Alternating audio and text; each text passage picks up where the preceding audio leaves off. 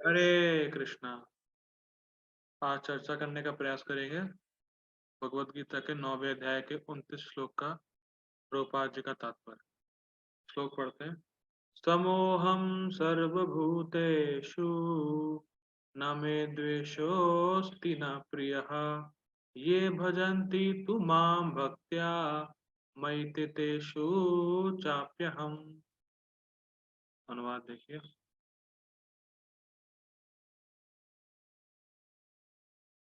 मैं ना तो किसी से द्वेष करता हूँ, ना ही किसी के साथ पक्षपात करता हूँ।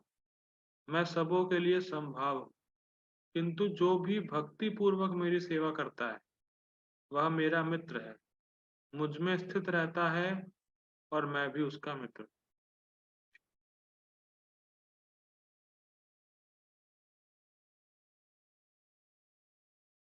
Purport by His Divine Grace A.C. Bhaktivedanta स्वामी श्रील प्रभुपाद की जय। तात्पर्य।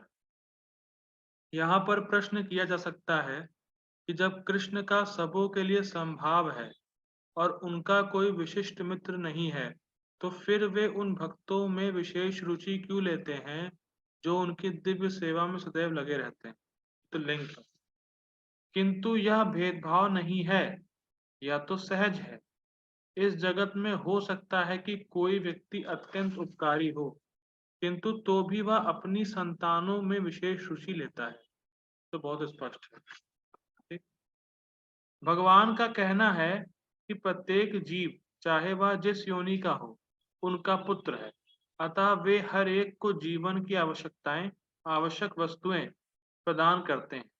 वे उस बादल के सदृश हैं जो सबों के ऊपर जल वृष्टि करता है, चाहे वह वृष्टि चट्टान पर हो या स्थल पर या जल में हो। तो हम लोग देख चुके हैं टीका से। किंतु भगवान अपने भक्तों का विशेष ध्यान रखते हैं। ऐसे ही भक्तों का यहाँ उल्लेख हुआ है। वे सदैव कृष्ण भावना अमृत में रहते हैं, फलतः वे निरंतर कृष्ण में लीन रहते हैं। कृष्ण में लीन होने का मतलब क्या है यहाँ पे? कृष्ण में लीन होने का मतलब ये नहीं कि कृष्ण से एकाकार हो जाना। कृष्ण में लीन होने का मतलब ये है कि उस भक्त की इच्छा केवल कृष्ण को संतुष्ट करने की होती है, उसकी दूसरी कोई इच्छा होती नहीं।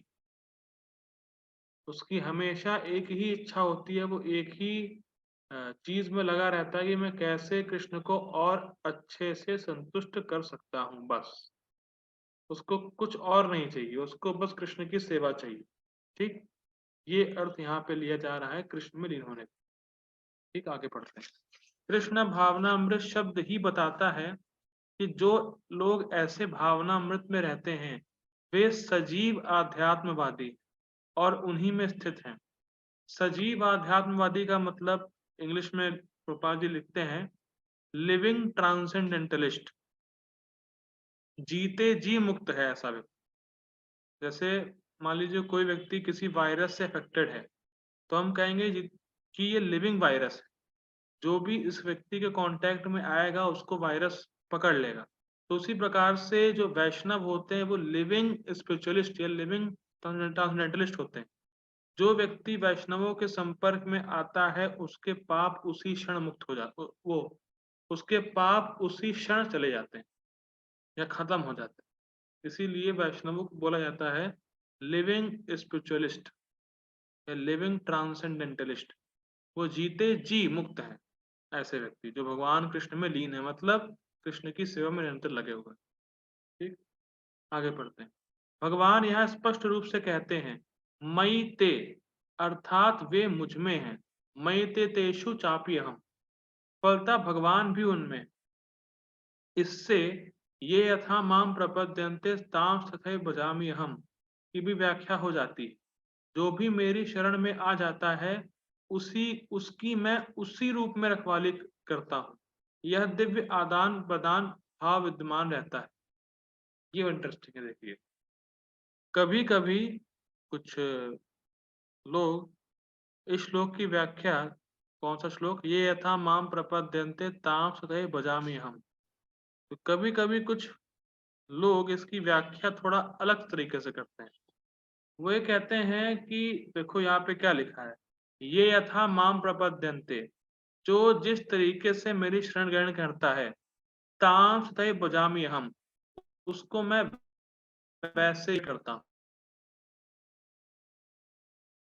परसेंट भगवान को शरणागत हैं, तो भगवान भी आपको 10% के हिसाब से रक्षा करें। कुछ लोग ऐसी व्याख्या श्लोक पे करते हैं या ऐसा कहते हैं श्लोक पे, लेकिन हम जानते हैं और हम सुनते भी हैं कि अजामिल 1% भी शरणागत नहीं था, लेकिन फिर भी भगवान का 100% प्रोटेक्शन उसको मिला। तो यहाँ पे ऐसा अर्थ है ही नहीं कि आप 10% शरणागत तो 10% प्रोटेक्शन मिलेगी, ये अर्थ नहीं है। अर्थ तो वास्तव में ये है कि अगर जिस भाव में भक्त भगवान का भजन करता है, भगवान उस भाव में उससे आदान प्रदान करता है। जैसे कोई भक्त भगवान को अपना सखा मान रहा है, तो भगवान सखा के अनुरूप उससे आदान प्रदान करते हैं। कोई भगवान को अपना स्वामी मान रहा है, तो भगवान उसको अपने दास के रूप में आदान प्रदान करेंगे। तो जिस भाव में भगवान का भजन करता है, भगवान भी उसी भाव में उससे आदान प्रदान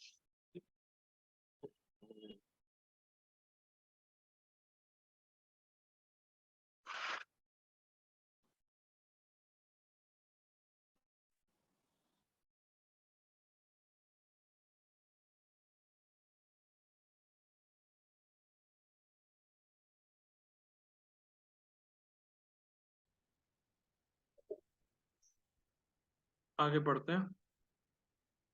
यह दिव्य आदान प्रदान भाव विद्यमान रहता है, क्योंकि भक्त तथा भगवान दोनों सचेतन हैं।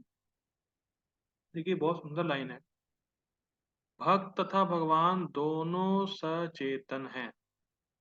कभी कभी हम भूल जाते हैं कि Krishna is a conscious person.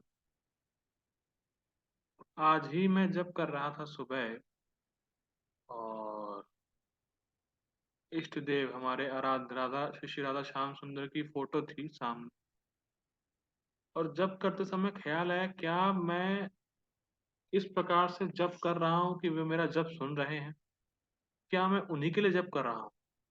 ये एकदम से स्ट्राइक किया कि क्या मैं उन्हीं के लिए जप कर रहा हूँ, क्या वो सुन रहे हैं जप को, क्या मैं कॉन्शियस हूँ कि वो जप सुनते भी हैं मेरा। तो इस प्रकार का जो है रिफ्लेक्शन आया था।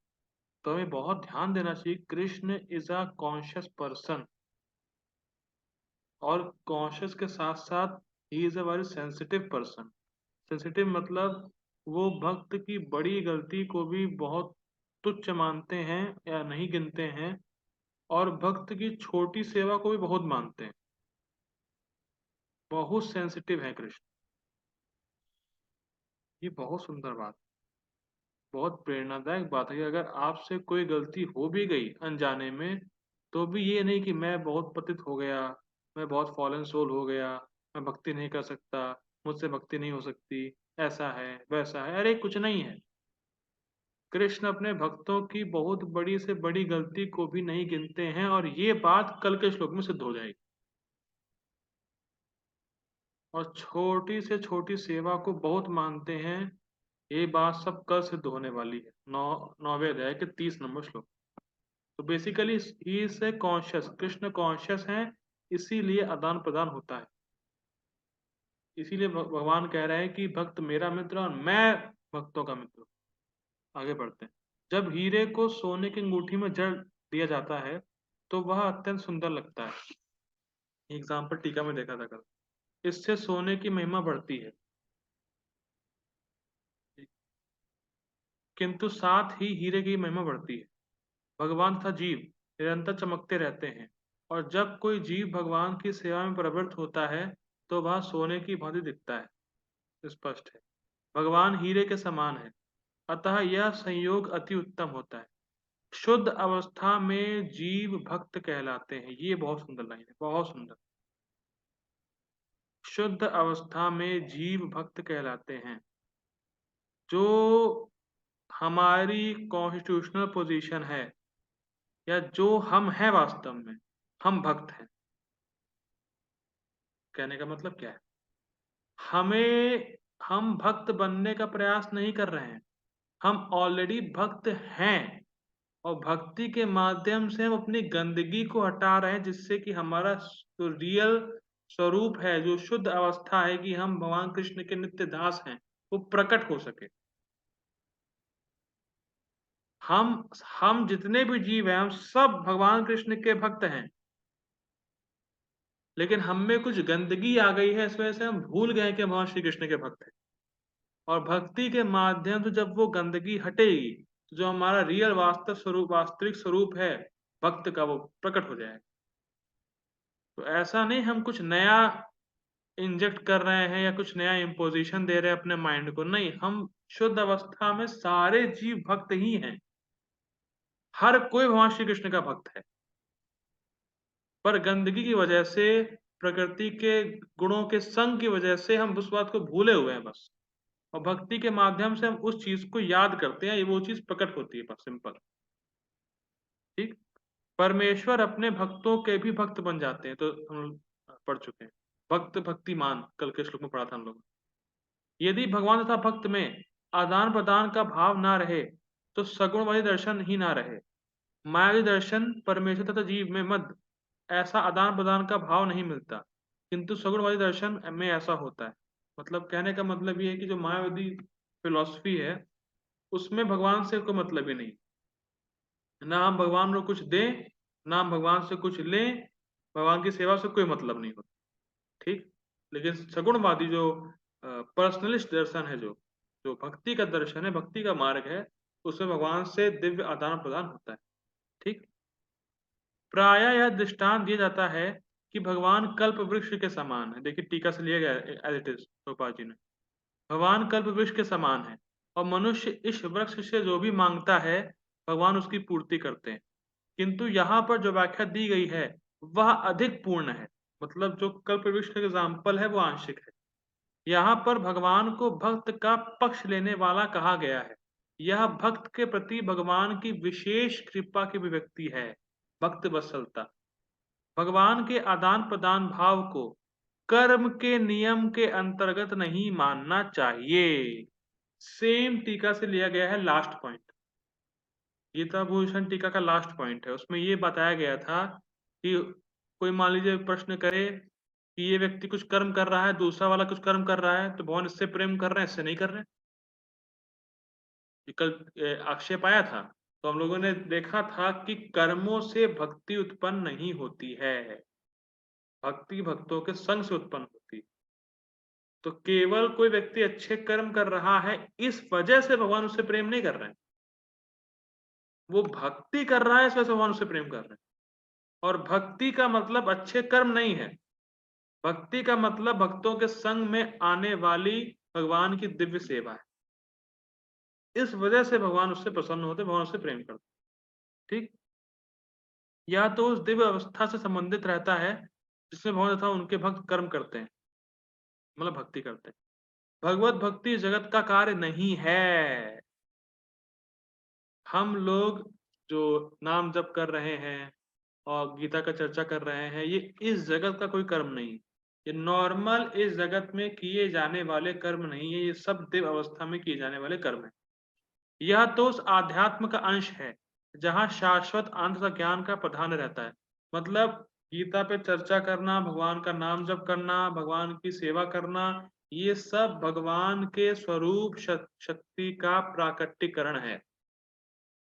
ये सारी क्रियाएं भगवान के स्वरूप शक्ति से उद्भुत होती हैं, और ये कोई भी नॉर्मल एक्टिविटी नहीं है। इस जगत का कोई भी कर्म नहीं है भौतिक। भगवान की भक्ति हमेशा दिव्य स्तर पे रहती है, और भगवान की भक्ति भगवान के स्वरूप शक्ति की वृत्ति है। ठीक है, हम लोग कल चर्चा कर चुके हैं। ठीक है, हम लोग यही रुकते हैं आज। जय गुरु श्रील प्रभुपाद की जय, श्री भगवद गीता की जय। हरे कृष्ण।